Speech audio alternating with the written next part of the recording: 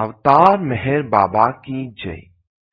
భావు కల్చూరి గారు రాసినటువంటి let's go to Mehrabad అనే పుస్తకంలోని the tomb the divine treasure అనే శీర్షికని తెలుగులో ఆ సమాధి ఓ దివ్యనిధి అనే శీర్షికగా అనువదించాను. ఆ సమాధి యొక్క ప్రాముఖ్యతని, గొప్పతనాన్ని ఎంత సుందరంగా వర్ణించారో ఒకసారి చూద్దాం. ఓ జనులారా, వినండి. అవతార్ మెహర్ బాబా సమాధి నుండి నిరంతరం వస్తున్న ఆ వసంతకాలపు గానాన్ని వినండి. ఆ గానాన్ని వింటూ వేసవికాలం లాంటి మాయ నుండి దూరంగా ఉండండి. అక్కడ దివ్య నిధి ఉంది. ఆ సమాధి ఓ దివ్య నిధి.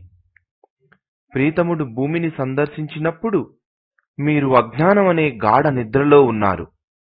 ఆ నిద్ర నుండి మిమ్ములను మేల్కొల్పడానికి అతను అనంతమైన బాధను అనుభవించాడు. ఇకనైనా మేల్కొని ఉండి ఆ సమాధి నుండి వినిపించే గానాన్ని వినండి. ఆ సమాధి ఓ దివ్యనిధి. ప్రీతముడు భూమిపై నడిచి అనేక ప్రదేశాలు సందర్శించాడు. మాయ చేసే శబ్దం చేత విసిగిపోయి మౌనంని ఎంచుకున్నాడు. ఆ సమాధిలో ఏకాంతవాసాలు ఉంటూ తన పనిని చేసుకున్నాడు. ఆ సమాధి ఓ దివ్యనిధి. తన సాంగత్యం కోరుకున్న వారితో కలిసి నడుస్తూ కొంచెం మెలకుగా ఉన్న వారికి తన దివ్య దర్శనాన్ని ప్రసాదిస్తూ మిగిలిన వారికి తన సమాధిని వదిలేశాడు. వారికి దర్శనం అక్కడే. ఆ సమాధి ఓ దివ్యనిధి. ప్రతి ఒక్కరిని మేల్కొల్పడానికి అతను పనిచేశాడు.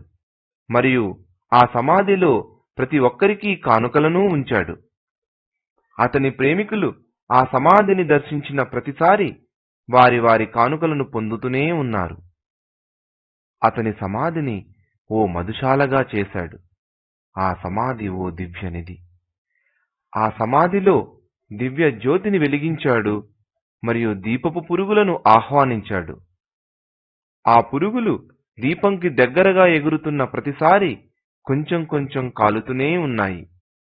ఆ సమాధి ఓ దివ్య జ్యోతి. ఆ సమాధి ఓ దివ్య నిధి. ఆ దివ్య జ్యోతి పురుగులను ఒక్కసారిగా కాకుండా కొంచెం కొంచెంగా కాలుస్తుంది. ఆ పురుగులు ఆ జ్యోతిలో పూర్తిగా కాలిపోవడానికి మరలా మరలా చేరుకుంటున్నాయి. ఆ దివ్య జ్యోతి వాటిని ఆ సమాధి వైపు ఆకర్షిస్తుంది. ఆ సమాధి ఓ దివ్య నిధి. ఏ నిబంధనలు లేకుండా ప్రీతముని దర్శనం ప్రతి ఒక్కరికి తెరిచి ఉంది. ఖాళీ పాత్రలు తెచ్చుకున్న ప్రతి ఒక్కరికి తన మధువుని నింపుతూనే ఉన్నాడు ప్రీతముడు. ఆ సమాధి ప్రీతముని మధుశాల. ఆ సమాధి ఓ దివ్యనిధి.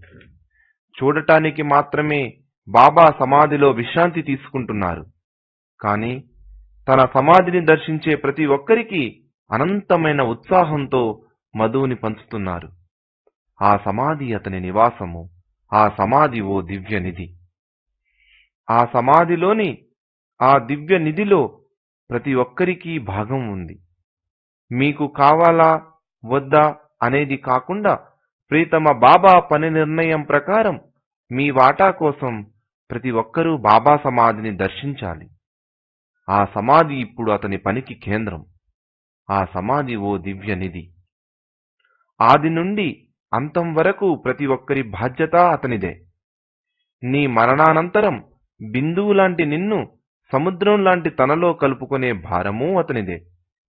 ఆ సమాధిలో తన శారీరక బాధల నుండి మాత్రమే విడుదల పొందాడు. ఆ సమాధి ఓ దివ్యనిధి. విశ్వ కార్యక్రమం కోసం తన శరీరాన్ని నలిపి ఈ ప్రపంచం కోసం బలి చేశాడు.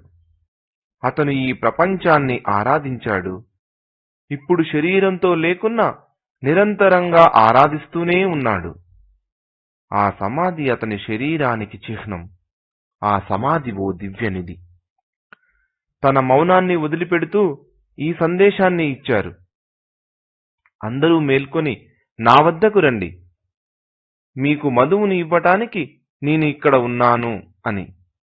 ఈ సమాధి మీ అందరి కోసం. ఈ సమాధి ఓ దివ్యనిధి. అతను భూమి మీద కదులుతున్నప్పుడు తనను చూడటంలో, అనుసరించటంలో విఫలత చెందాం. అవిశ్రాంతంగా ఆ సమాధిలో ఉన్న అతనిని చూడటంలో ఇప్పుడు విఫలత చెందకూడదు. అతను శాశ్వతంగా మేల్కొని ఉన్నాడు అని మనం మరిచిపోకూడదు. ఆ సమాధి ఓ దివ్యనిధి. నువ్వు అతనిని శరీరంతో చూడలేదా? అయితే చింతించకు.